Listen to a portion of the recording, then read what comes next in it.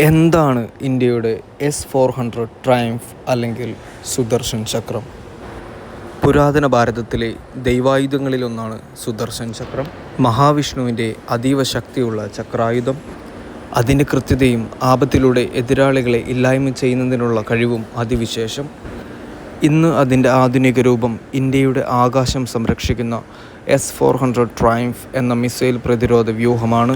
അതുകൊണ്ടാണ് മീഡിയയും നിരീക്ഷകരും S-400നെ ഇന്ത്യയുടെ സുദർശൻ ചക്രം എന്ന് വിശേഷിപ്പിക്കുന്നത്.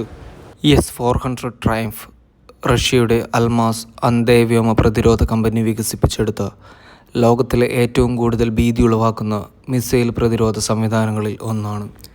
ഇത് വിമാനങ്ങൾ, ക്രൂയിസ് മിസൈലുകൾ, ബാലിസ്റ്റിക് മിസൈലുകൾ, ഡ്രോണുകൾ എന്നിവയെ 400 കിലോമീറ്റർ വരെ അകലത്തിൽ നിന്ന് കണ്ടെത്തുകയും നശിപ്പിക്കുകയും ചെയ്യുന്നു.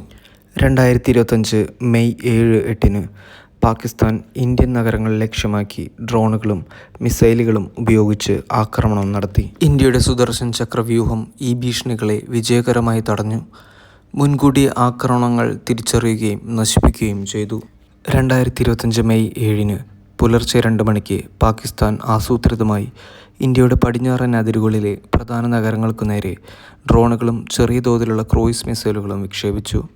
ഇവയിൽ ചിലത് മഹാരാഷ്ട്ര, ഗുജറാത്ത്, രാജസ്ഥാൻ, പഞ്ചാബ് സംസ്ഥാനങ്ങളിലെ തന്ത്രപ്രധാന കേന്ദ്രങ്ങളായിരുന്നുവെന്ന് ഇൻ്റലിജൻസ് സ്ഥിരീകരിച്ചു.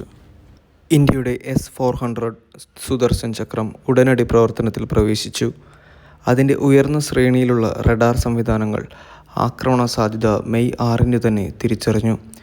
ട്രാക്ക് ചെയ്ത് കൃത്യസമയത്ത് ആകാശത്ത് തന്നെ എറിഞ്ഞു തകർത്ത് ആക്രമണം മണ്ണിൽ ചവിട്ടുന്നതിന് മുൻപ് തന്നെ സംഹാരത്തിന് വിധേയമാക്കി.